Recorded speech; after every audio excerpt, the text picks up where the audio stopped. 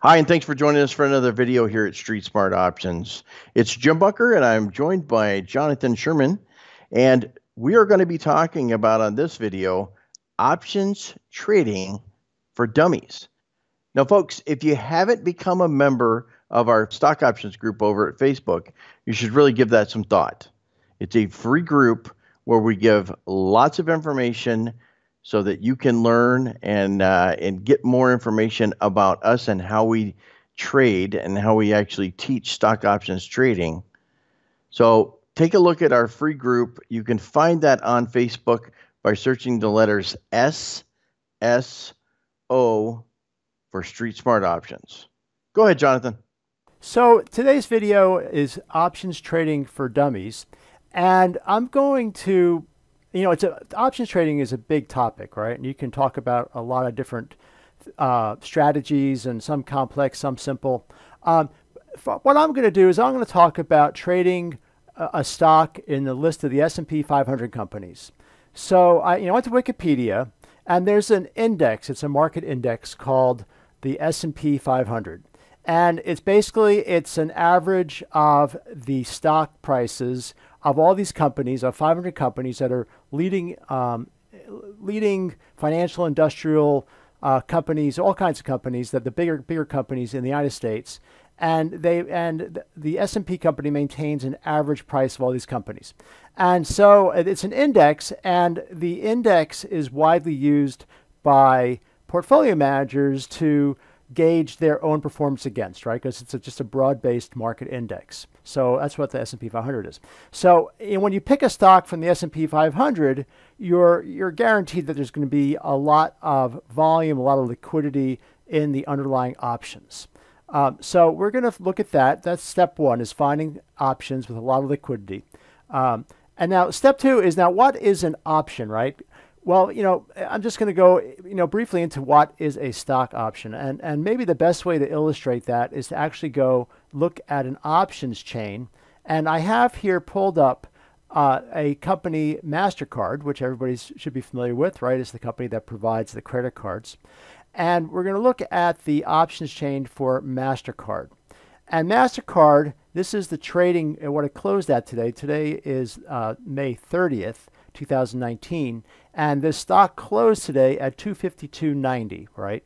And so what we're looking at here is all kinds of information, numbers about this option, right? And I'm going to make it really simple, and also to illustrate what an option is. First of all, if you look up here, there are these dates: May 31st, June 7th, June 14th, June 21st. Well, options have an expiration date where they stop trading. And so these are the dates that these options will stop trading. It's like this deadline, right? They'll just stop trading on this day. And some options will be worth money when they stop trading on this day, and other options will not be worth any money. They'll be worthless, right? And so if you look here, this is May 31st. This is tomorrow. And you'll notice that there are options that trade weekly. They're called weekly options. And this is a weekly option, May 31st, June 7th, June 14th. And then there are these things, and they all expire on Friday. They're all a Friday expiration. And then there are these things called regular options, which are they expire on the third Friday of the month. And that's what this is here. And generally, the regular options are the ones that I prefer to trade. They tend to have a little bit more liquidity than the weekly options. Well, not necessarily, but they tend to have a lot of liquidity. So if you notice here, this 22 days, this particular platform I'm using right now is Interactive Brokers, and they provide the number of days till expiration in their little platform. So this is like 1 day, 8 days, 15 days, 22 days. Okay, so that's the expiration date.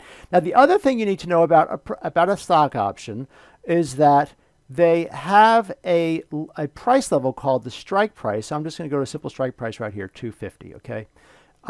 They have a strike price, and the strike price is where the is how the value of the option is derived. So, for example, and using this May 31st date is good because it's 1 day till expiration. And it's really good to explain it with 1 day till expiration.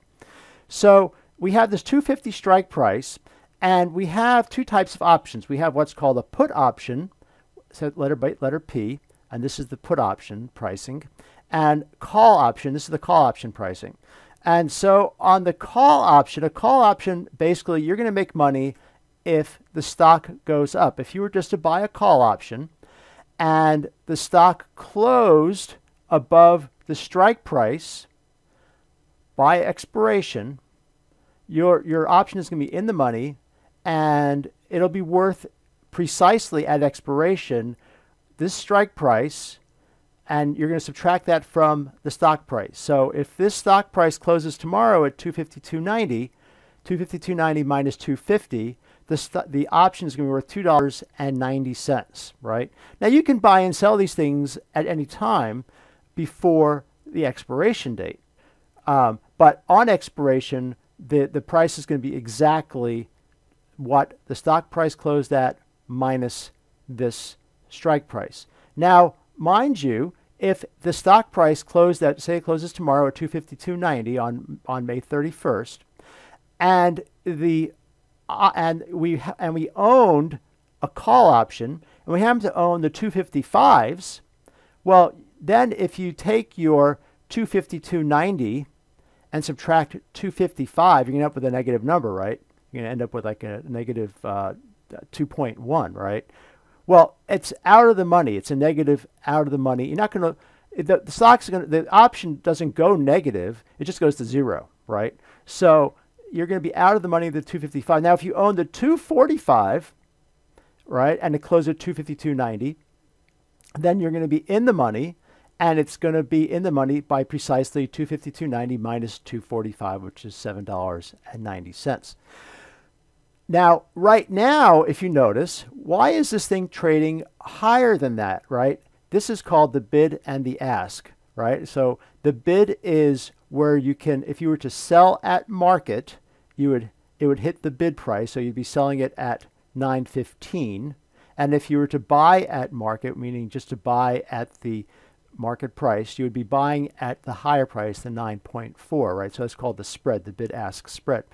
So at 245, why is this thing trading higher than $7.90? Well, the reason is because the market prices into here, there's a probability that this stock is going to trade higher than 252.90. And it's saying that you're willing to pay between the 252.90 minus 245 is $7.90. If you were to buy this thing for $9.40, right, you're going to be then paying a premium of one. It's 1 day left. You're going to be paying a premium of over $1.50, right? That's $7.90 minus the $9.40. And that premium is based on like the volatility and the probability that the stock is actually going to trade up by that dollar. Well, it's it's $7.90 minus $9.40, so it's what is that? It's $1. It's $1.50 even. So you're paying up for the probability, and it's saying that this stock could possibly trade $1.50 higher at expiration, and the probability is that it will, and so you're going to be paying up for that, right? Now, if this thing doesn't go up by $1.50, then you're going to be out that $1.50 because you paid a premium $9.40, and if it closes here, then you're going to be out that $1.50. So that is basically what stock options are about. You have a put side now where if the stock is the opposite of the call side. So at this 250, any stock price that closes under 250, you're going to be in the money, and any stock price that closes over 250, you're going to be out of the money. So they're all going to be zero tomorrow. So on this May 31st, you can see that if you were to buy the 265 out of the money call option, I'm on the left-hand side of the thing here, calls, right? It would actually cost you 3 cents, right? But the probability is this thing's not going to trade over 265 tomorrow, so you're going to be out that 3 cents. Whereas on this side, the put side, you're in the money, and you would pay $11.30 to buy the put, And if it closed at 252.90, well, you do the math, 265 minus 252.90, and you're going to be, what is that, 1210. But wait, right? Why is it saying 1050, 1130? Well, this is a real time quote here, and this is actually after hours. This 252.90. The stock actually closed at 254.19, and so this is the price that's reflected for the market close, not the after hours action, right? So you don't have to really worry about that. It's just a little wrinkle. But in any case, if the stock were to close at 252.90 tomorrow, you're in the money on the put option by $12.10. So this would close at $12.10. So, why am I looking at Mastercard, and what's the big deal about this stock? Well, the reason I picked Mastercard, besides the fact that it's really liquid, is that the stock has an interesting price action. It's a very smooth rising stock. And if you're new to trading options, it's good to trade smooth rising stocks like this that have support at these moving averages, because then you can trade knowing, well, I should say, having a higher confidence level, a higher probability level, that if this thing trades down to the moving average, if it trades down to the support line, it's going to trade back up, right? So you can put on your positions, especially if you're going long on this thing, right? You can put on your positions every time on these pullbacks. And I'm not going to get into the details of spread trades and that kind of thing, the kind of trades you can get into with this thing. But suffice to say that you're going to make your life a lot easier, and you're going to have fewer losses and fewer drawdowns if you focus on highly liquid stocks like Mastercard that are trending really, really quietly like this, right? Now I'm going to compare this to, if you haven't looked at a chart before, by the way, this is a weekly chart of Mastercard, and each one of these little lines, each one of these little candlesticks, they're called, is a week's worth of trading. You can research how to read a chart. It's not really relevant to the options, understanding options. But I'm going to show you an example of IBM, right? It's a different chart, and IBM has a chart, and I look at this compared to Mastercard, right? This thing is whippy as all get out. Very hard to trade a stock like this. Very hard to trade a stock like this using stock options because the stock whips so much, right? It's much easier to trade something really smooth like a Mastercard.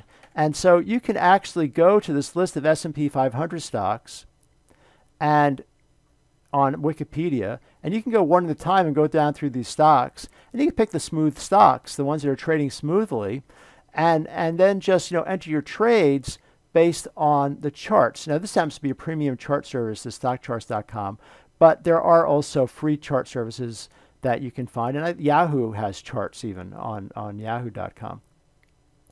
So is there anything else really that is important about options? Well, there's a lot of things, but this is just a brief video to cover options trading for dummies, and the thing is, you're going to make your life a lot easier trading smooth stocks, and you got to be aware of the amount of premium in your purchase, so that I demonstrated here, this thing expires on May 31st, so you're going to be paying a one-day premium. It's better, I like to trade deep in the money options because there's less premium on those options, and so you're going to have less time waste on the option, right? Because these options go down in price, the time premium goes away, and expiration time premium is 0, right? At here it's going to be 0, and so this option won't be 0, but it's going to be 252.90 minus 250, right? So you're going to be losing time premium. So that's all I'm going to have to say right now about options trading for dummies. All right, Jonathan, thanks for that. And folks, again, if you're watching us on YouTube, consider subscribing to the channel so you don't miss other great videos like this. And while you're at it, give some thought to whether or not you should give us a thumbs up for this video.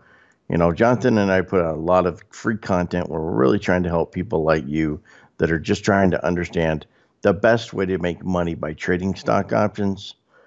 And one of the best ways might be to get into a course like Street Smart Options, where you can learn to be able to trade without having to be chained to your computer for hours upon hours doing research, because we do a lot of that for you in our program.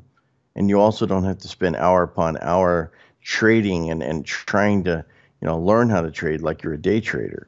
That's not what our program is about. It's about helping you understand how to trade easily and how to make money without having to spend all day chained to your computer. Thanks for joining us, and have a great day.